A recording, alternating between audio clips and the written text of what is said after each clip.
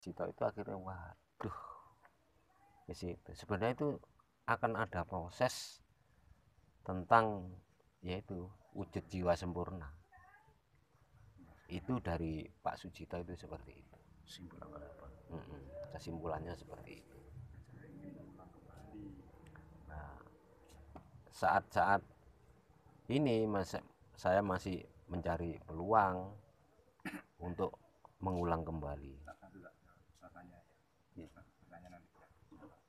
Berarti gini, dalam proses yang belum selesai tadi itu, berarti Anda goncang, dalam arti goncang ini kan di luar nalar-nalar kehidupan setiap hari ini. Benar. Nah, istilahnya apakah Anda istilahnya pelajaran yang dari Pak Sujito ini sampai menimbulkan Anda seperti itu, apakah itu menurut Anda salah atau menurut Anda pembenaran dari pribadi jenengan gitu? Kok ingin saya dengar tadi Anda ingin mengulang lagi proses itu jika masih bisa gitu loh. Ya. Apakah begitu? Ya. Kalau yang saya rasakan proses-proses itu karena saya ingin mengulang, karena itu memang proses kebenaran adiling diri pribadi. Di situ kita kenal pelajarannya Pak Cito ini akan dihadapkan dengan adiling diri pribadi dulu pertama, sebelum kita tahu jati diri kita siapa. Itu proses, Bang, proses untuk mengenal diri kita. Itu kalau yang saya pahami ya, proses mengenal diri kita sendiri.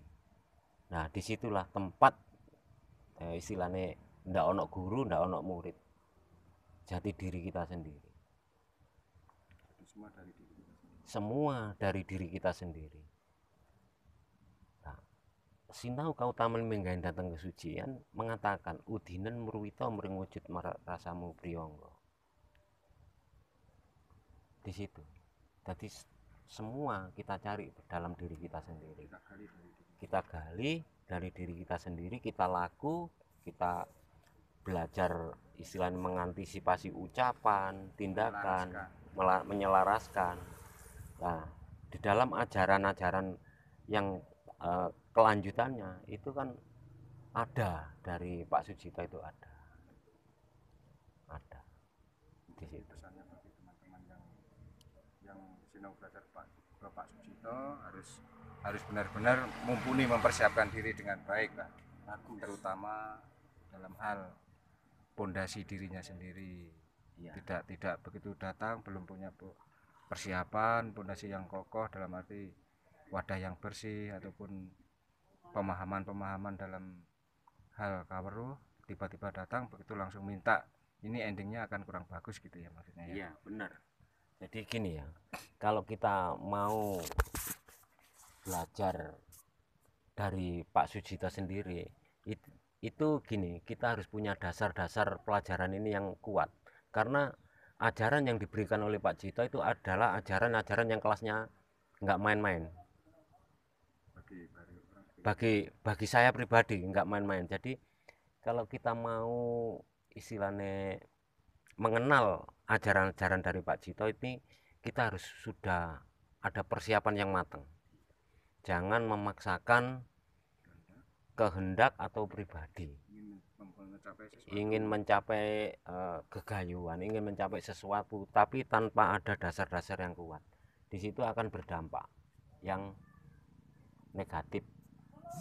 Dampaknya bukan positif, kalau dasarnya kurang kuat dampaknya akan negatif. Itu yang saya tahu seperti itu. Dan dampaknya ini bukan hanya pada diri kita gitu, dampaknya ini keluarga ikut merasakan. Masalahnya dampaknya keluarga ini ikut merasakan. Jadi persiapan harus matang dari spiritual, laku, tumindak, ucap dan perbuatan. Kita endingnya harus istilahnya tertata. Kalau mau istilahnya kenal ajaran yang diberikan oleh Pak Sujito, karena ini pelajaran yang nggak main-main. Termasuk keluarga harus siap minimal tahu Itu kalau nggak tahu yang terjadi seperti saya, anak saya, mantu saya kebingungan. hanya menangis dan menangis. Yang isinya hanya menangis ya opa ya opo. Bingung. Nah, karena apa yang disuruh ngawal sudah pulang ke Kalimantan ya. Akhirnya ya kebingungan sendiri anak saya. Jadi yang jelas itu kalau belajar ini ya sak madya itu bahasa-bahasa saya ya. Sesuai kapasitas saya sak madya, tapi saya tetap istilahnya apa ya, real pada ajaran-ajaran yang diberikan oleh Pak Sucito. Saya tetap real di situ, tapi saya tidak berani memaksakan istilahnya kalau saya belum mampu.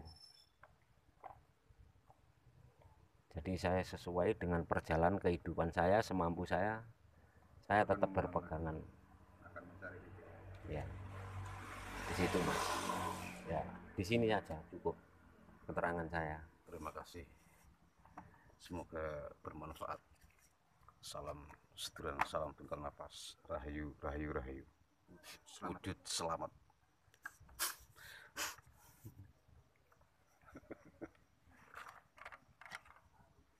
Jumpa lagi besok.